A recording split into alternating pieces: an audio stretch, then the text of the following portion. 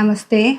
2026 വിഷുഫലം. തൃക്കേട്ട നക്ഷത്രക്കാരെ സംബന്ധിച്ച് അവർക്ക് കഴിഞ്ഞൊരു വർഷം വളരെ ബുദ്ധിമുട്ടുകളും ഒക്കെയുള്ളൊരു സമയമായിരുന്നു. സാമ്പത്തികമായിട്ട് അങ്ങോട്ടും ഇങ്ങോട്ടൊക്കെ നമുക്ക് തിരിമറികൾ, അതുപോലെ ആ സമ്പത്ത് ഇപ്പോൾ വരും എന്ന് പ്രതീക്ഷിച്ചിട്ട് അത് കിട്ടാത്തൊരു സമയവും ഒക്കെ ആയിരുന്നു കഴിഞ്ഞൊരു വർഷം.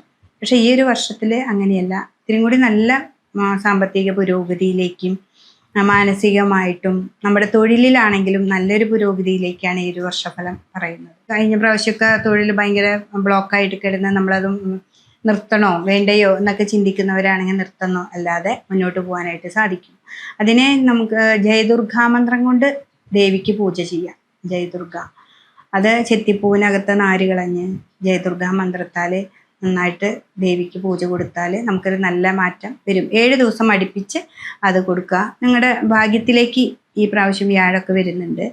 അപ്പോൾ ഈ ഒരു വർഷം ഏറ്റവും നല്ല ഭാഗ്യഭാവത്തിലാണ് നമ്മൾ ഇരിക്കുന്നത്. അത് മനസ്സിലാക്കിക്കൊണ്ട് നമ്മൾ സാമ്പത്തികമായിട്ടാണെങ്കിലും പിന്നെ സ്ഥാനമാനങ്ങൾ കിട്ടാനാണെങ്കിലും എവിടെ പോയാലും നമുക്കൊരു സ്ഥാനം അവിടെ കിട്ടും. ആ വ്യാഴം 9 കർക്കിടകത്തിൽ ഏറ്റവും ഉച്ച ക്ഷേത്രത്തിലാണ്.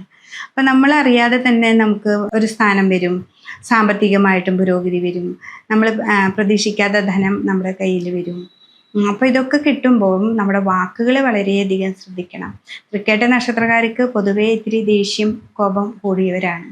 അപ്പോൾ ആ വാക്കുകളെ വളരെ സൂക്ഷിച്ച്, എന്നുവെച്ചാൽ നിങ്ങളുടെ ധനഭാവമാണ് നിങ്ങൾക്ക് ഏറ്റവും ഭാഗ്യത്തിൽ നിൽക്കുന്നത്. അപ്പോൾ ആ വാക്കുകളിലൂടെയാണ് നമുക്ക് ധനങ്ങൾ വരുന്നത്. അപ്പോൾ ആ വാക്ക് വളരെ സൂക്ഷിച്ച് മുന്നോട്ട് പോവുകയാണെങ്കിൽ ആണ് ഈ പറയുന്ന ഫലമൊക്കെ നമുക്ക് കയ്യിൽ വരിക.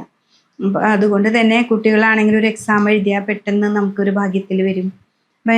ഈശ്വരാധീനം ഉണ്ടാക്കുക, സഹസ്രനാമം അർച്ചന ചെയ്യുക. അല്ലെങ്കിൽ അർച്ചന ചെയ്യാൻ പറ്റാത്തവരാണെങ്കിൽ വീട്ടിൽ തന്നെ വിഷ്ണു സഹസ്രനാമം ചൊല്ലുക. ഇതൊക്കെ ചെയ്താൽ പെട്ടെന്നൊരു മാറ്റമാണ് നമുക്ക് വരുന്നത് ഈ ഒരു വർഷം. അപ്പോൾ തൃക്കേട്ട നക്ഷത്രക്കാർക്ക് അനുകൂലമായൊരു സമയമാണ് ഈ ഒരു വർഷഫലം പറയുന്നത്.